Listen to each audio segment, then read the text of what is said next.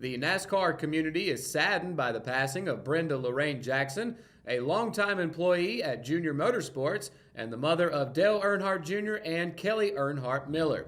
Brenda passed away following a battle with cancer. She was 65 years old. Junior Motorsports noted on their website that Brenda and her sarcastic musings and straightforward approach injected a brand of humor at Junior Motorsports that became part of its fabric as it grew into a full-time NASCAR racing operation in 2006 and a championship-winning organization in 2014. While Jackson's career at Junior Motorsports spanned 15 years, her presence in racing covered a lifetime. Along with her passions for gardening, fashion, cooking, and home decorating, Brenda was especially devoted to her children and grandchildren.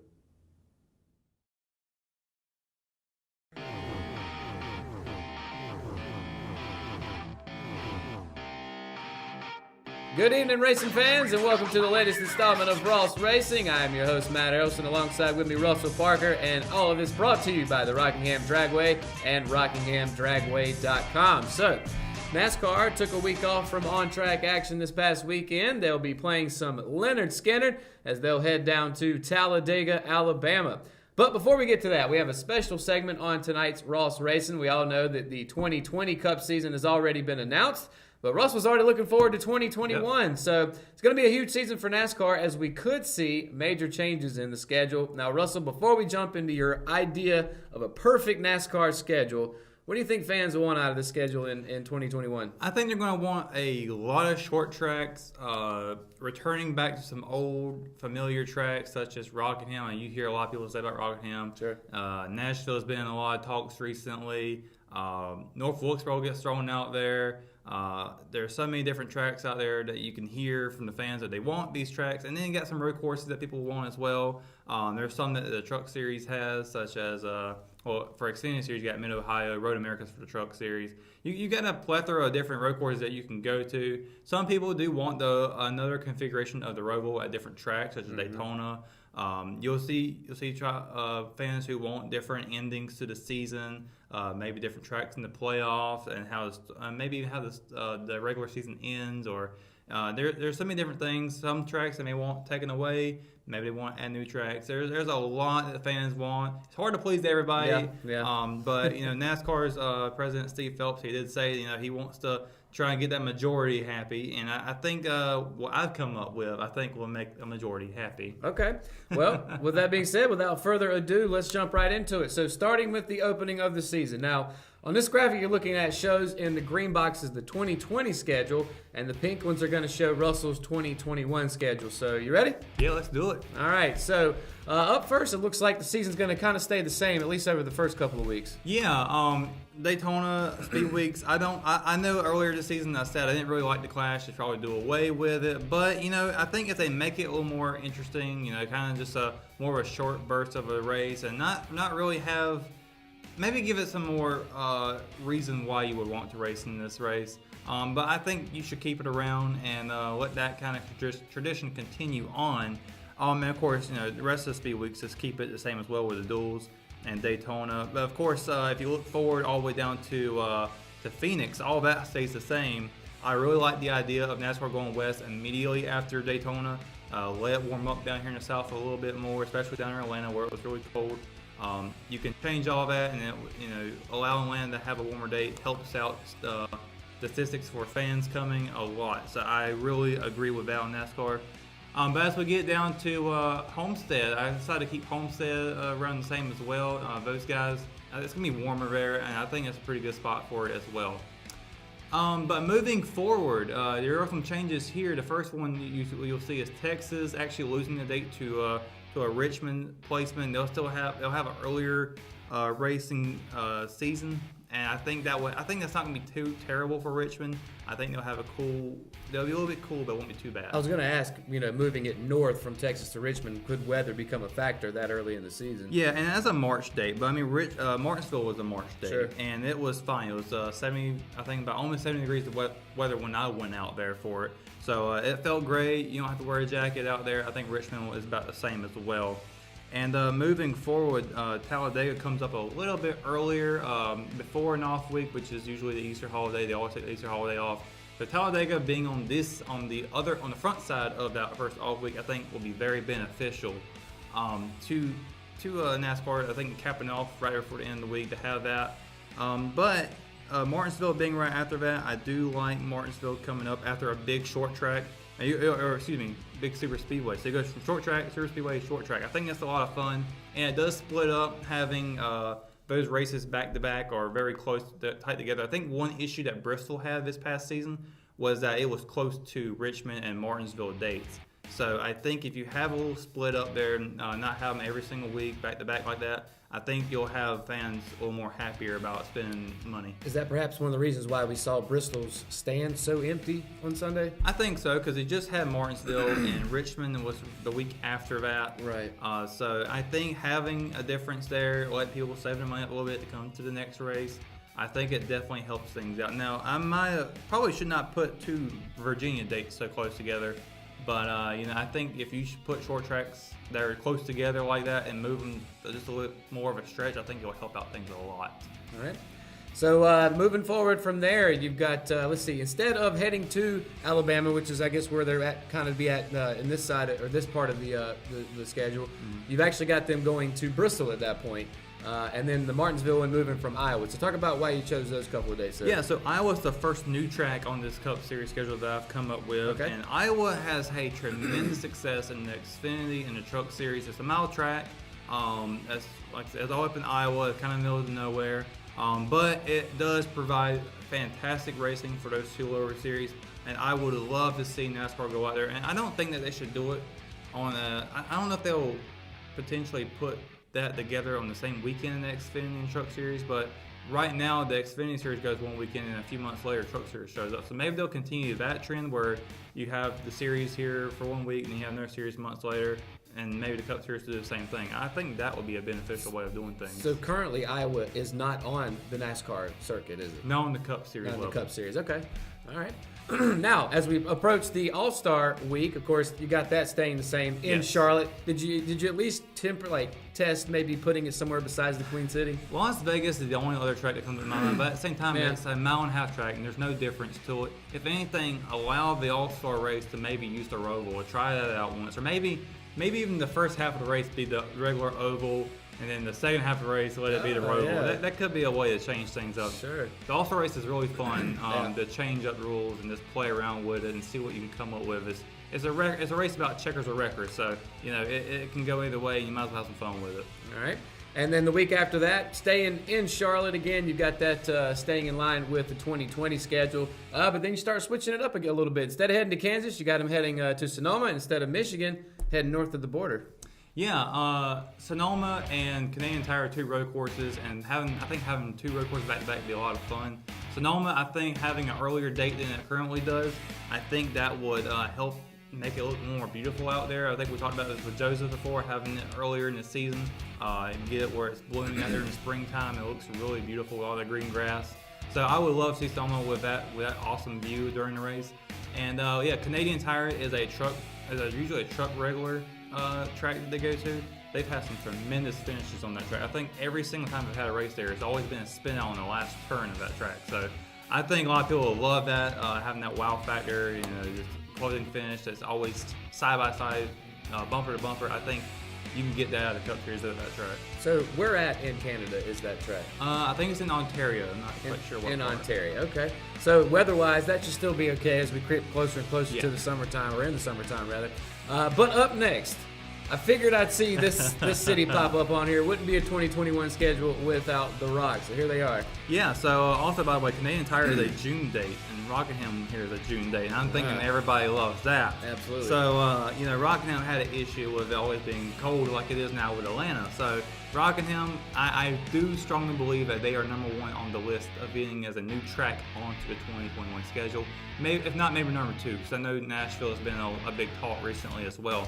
But, I think Rockingham has a strong chance of getting back on there, and a great time of the year is in the middle of June. I think it's a great time. It might be a little bit warm for some folks, but I think there's a way that are saying that you can have more fun in the heat than you can in the cold. So people will rather go out and have fun in the sun rather than being bundled up, and nobody wants to sit through that breeze. And it seems like there's never been more momentum going towards coming back to Rockingham with racing than it does right now. Doesn't it seem kind of palpable, the I guess not the pressure, but the momentum, I guess, if you will? I feel like there's an atmosphere around here that's kind of brewing, and maybe it's just because we're always talking about it. But Rockingham, I feel like it's right there on it. They've got a full year to get the track sorted out. I think they've got it. I think the owners can do that. You see how quickly they were able to provide some new events already. Yeah. I think that there's no stopping them at this point. I think that they'll have that schedule, and I'm hoping it'll be a warmer day. But I'll take almost anything. So. Yeah, I agree. It does seem like this group that's been put in place, as opposed to groups of the past, they seem to be more entertainment-oriented. They know what people want to see, and they have included things besides NASCAR. But, I said from the beginning, I really didn't think NASCAR was going to come back. But I've had to kind of do a 180 on that because it seems like more and more every day there's a better chance of them stopping by again. Definitely. So, all right, so let's head to the next stop. And instead of heading to Chicago, you've got them heading west again. Yeah, well, actually it'd be Pocono. So I'm just kidding. I read Sonoma instead. Pocono, heading northeast. My bad. Yeah, Pocono, and you may also notice that the doubleheader is gone from that. Okay. I took that away because I don't really like the idea of a doubleheader. I just don't know about it being, especially at Pocono. I just don't know if that's the right track for it. I know that they're trying new things there because the race hasn't been exciting at Pocono in the past few years. But I just don't know if Pocono can really handle. I mean, I'm sure they can handle it, but maybe the experience is great, but I don't know if the racing will be great for that. So I just think now maybe Pocono can change the format of the race to include their road course part of it. Maybe that'll make things more interesting for it. But right now I'm thinking just keeping one date for Pocono, take away their second date, give it to another track such as Rockingham or Iowa, and allow that to happen. And I think Pocono will do a lot better if it catches one race. All right. Moving forward, so we're going to head from Pocono even further into New England to New Hampshire, and I see that switched up from a few weeks later on, so why New Hampshire now? I just think it was a right fit to change it around. We got Michigan moved up a little bit as well, I think, so, actually I think I pushed them back as well. I think that just adding a different race date just kind of moving. I'm not really sure what to do with New Hampshire. Racing hasn't been that great there. I believe they had 2 race dates and they got one taken away recently. So I don't know if they're on the cusp of losing that race now at this point. But I think that New Hampshire, I think they have got to figure out something else to do with it. All right. In the next 3, we've got Kansas, Kentucky, and Michigan, and only one of those, Kentucky, you've got in the same spot as the 2020 season. Yeah, and I know that the schedule isn't fully released on this part here, but I don't have Indianapolis at all on the schedule at all. That's one track I actually took away, and that is reason why is because I don't think Indianapolis has been providing great atmospheric races. The Brightdorf 400 was great when it first started, but now the attendance has dropped so hard at Indianapolis and doesn't compare at all to any other event that happens out there. And I'm not so sure if I think the 4th of July show that they'll have during that weekend. And actually, I believe I ended up giving that date to Kansas, the July 4th weekend to Kansas. So I think that would be a pretty great place to have a 4th of July because there's so much open space out there where that track's located, plenty of area for the fireworks show. It's right in the middle of America. Yeah, exactly. It's in the heartland, so why not? Yeah. All right, so coming up in week 27, you're going to see another track that's had some momentum potentially coming back, and that would be the Nashville Fairgrounds. We see them pop up here. Yeah, a July date for that one there would be late July, and I think that Fairgrounds is a great opportunity to come back to another track. I don't know a whole lot of history about Fairgrounds, but I know that they had a big support there in the past. And I know that SMI is kind of working to try and get that track going back. But they've been having some issues with the city of Nashville, and I think the city actually wants an MLS team out there. I'm not so sure if I'm on board with being a race fan, but if that's what the city wants, I mean, that's what they're going to get. And that's the thing. I think that's the difference between Nashville and Rockingham. I think Rockingham does have that support for racing back here, whereas Nashville probably doesn't have that big of a support. Outside of the world of outside the city probably, but inside the city that probably is a big different story. All right. Up next, another one that you might not notice is Mid-Ohio. So before we move forward, talk about that one for a minute, because as you mentioned earlier, that's not usually a NASCAR stop. Yeah, that's usually a stop for the Xfinity Series. It's a road course. Again, a lot of fun on that one. There's a really wide turn on it. It's kind of like going through some of the hills around here, the way it's set up right here in Richmond County. So it's just a really long, like a really long stretch around. Big Bend, and it's a lot of fun. There's a big S that comes up beforehand. There's a lot of different elevations in this track as well that I think fans would love to see, and they show up pretty good for Mid-Ohio as well. Now, one other thing I'm noticing here, looking at the schedules, in week 27 and week 28 in the 2020 schedule, those are off weeks. Is that correct? Yeah, and that one off week was due to the fact that Pocono had a doubleheader on the same weekend. So that off week, I'm taking that away. I'm not sure if the race teams will like that. Right, that's what I was going to ask. Like, now you're taking away 2 straight off weeks at the end of the season. How would that play? Yeah, so Daytona will have. Well, actually, we haven't gotten quite to Daytona yet, but yeah, there it is up on the screen now. So yeah, before that is an off week.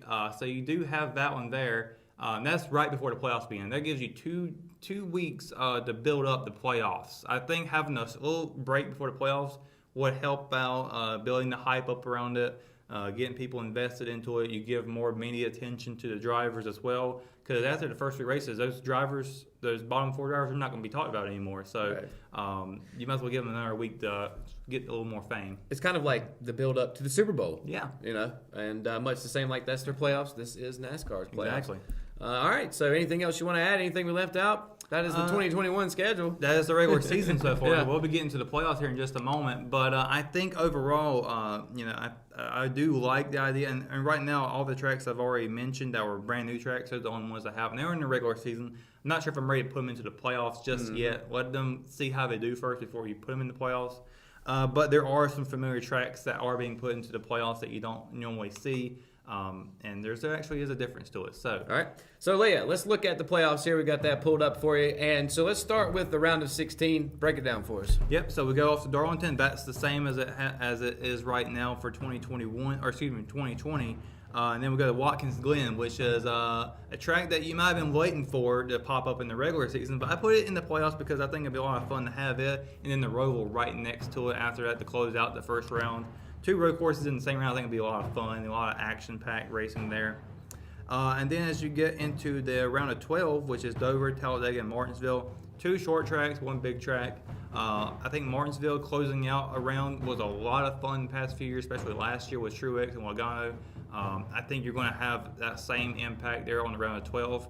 It won't be as much of a headache, but it will certainly be there to make that drama. So I think Talladega's a great place to come back off of that too, so why not? Well, I got to ask. I see where you moved the Roval, up a couple of weeks. Is there a reason why you decided to do that?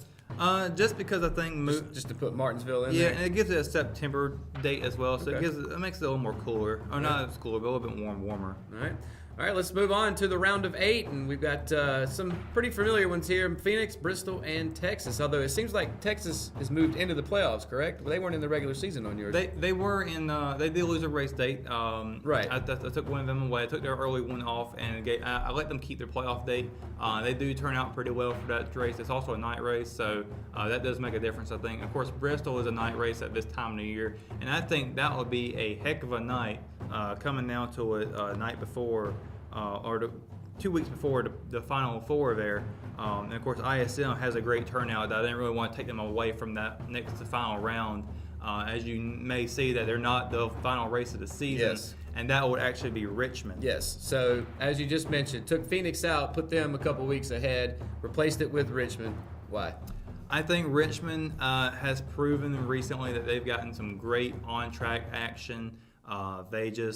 Especially this past race, it just kind of blew me out of the water how well that was. And in the past, they've had finale races such as back then it was the Chase, and before that was the race before the Chase. So who will get in? Well, I think they could still have that hype and that build up, and still continue that into the playoffs. And plus, bring it to the Southeast again will be awesome. I think we've gone down to the South.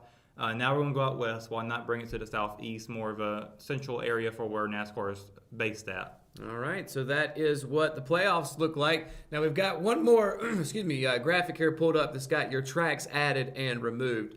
So just to recap for everybody watching, what are we looking at here? Yeah, so Texas was replaced by Rockingham, Kansas replaced by Iowa, Michigan got replaced by Canadian Tire, and most of these tracks you're seeing that got replaced have a second date other than Indianapolis. And I love Las Vegas. I kind of hated that I took away their track because they had a great race there early on in the season, but I'm not sure if they have been able to continue that every single year. So if they continue to have great racing, I may change this later on, but I took them out of the playoffs because I didn't think they really should have been there. Yeah, I took away Indy because, again, I don't think they have the atmosphere that it could have had. I think Indianapolis, maybe they could try the road course there. I think I actually heard they're doing some Xfinity Series testing on the road course. So we'll see how that goes. And if they're trying, I think that's what's cool about it is that the tracks, they're feeling a little bit of pressure, but they're trying new things, and I like that a lot about this. I just want to say one quick thing about this tracks added and removed. One thing I find a little ironic is you've got Rockingham replacing Texas, which was the complete opposite the first go-round when they took one of our races and sent it down to the Lone Star State. Yeah, I didn't really realize that's what happened when I did it. Right, I bet. All right, so there is Russell's NASCAR 2021 schedule. So go ahead and take a look at that and go back and check it, write it down. Because you'll be able to see when they'll be headed to in 2021, or at least something close to it. I'll have the full graphic up on the Ross Facebook page. There you go. So check that out. Also, if you want to check out the Rock Block, our newest segment here on the Ross Racing Show, of course, brought to you by the Rockingham Dragway, and there's something going on there from now until Christmas, literally. And this weekend is the 13th annual Apple Chill. Over 500 bike clubs, over 300 car clubs. Going to be all kinds of festivities going on. If you want to get more information on it, you can head to eventbrite.com and look up Apple Chill 2019. Of course, you can also go to rockinghamdragway.com. So head on out. A little different than what you're used to. A little different, absolutely. A little different as far as the rides you're going to see, but it wouldn't be the Dragway if you didn't have something on at least four wheels or at least two wheels. So. Always something different, something new going on at the Rockingham Dragway. Absolutely. So again, head on out there for the 13th annual Apple Chill this weekend at the Rockingham Dragway. So this Sunday, the NASCAR Cup Series returns to on-track action again at Talladega Super Speedway. The Geico 500 is slated for a 2 p.m. start time on Fox and MRN. The track is the longest in length on the Cup level at 2.66 miles. Russell, who do you predict surviving the big one and winning the race? I gotta say that Brett Keselowski has had the best, I guess I could say luck at the same time as skill at this track in recent years. He's found ways to win. He survived that race, trying to get into the next round of win the playoffs a few years back. Penske is probably going to be your most dominant team out there, but I would say hold off and maybe watch out one of the Roush Fenway cars. Those guys have had strong races there really recently. So you're looking at Ricky Stenhouse perhaps to take off with that one. I'm not sure if he'll actually win it, so I'm actually probably going to go with a Stewart-Haas driver by the name of Kevin Harvick to win this one. All right. I mean, this is one where sometimes it's best to just take some name out of a hat, isn't it, depending on the wrecks we see? You usually could, and but I just feel like Stewart-Haas dominated this race last year, or not this one last year, but the one just recently back in the playoffs time. They dominated all four of their cars running up front. Daniel Suarez may even be a big factor in this race. If they can continue to dominate like they did last season, they will have a strong finish. But I'm going to say Kevin Harvick finally gets his first win this season. All right, so we'll count Harvick as one. Last question before we go. How many cars survived Talladega? I'm going to go with 10. Is that the over-under? All right, we'll have to wait and see. And, I mean, it's just almost an inevitable, isn't it? I don't think they wreck as bad as most people believe that Talladega is where the big ones are, but they do have big ones. But I think Daytona's been kind of outdoing them recently. Okay. So I'm gonna say Talladega does finish off with more races or more cars this time than Daytona did earlier this year. We'll see if it's less or more than 10 cars on Sunday. So we appreciate everybody tuning in to another edition of Ross Racing. Of course, brought to you by the Rockingham Dragway and RockinghamDragway.com. That is Russell Parker. I'm Matt Harrelson. We'll see you right back here for another week on the track and more Ross Racing. Have a great week.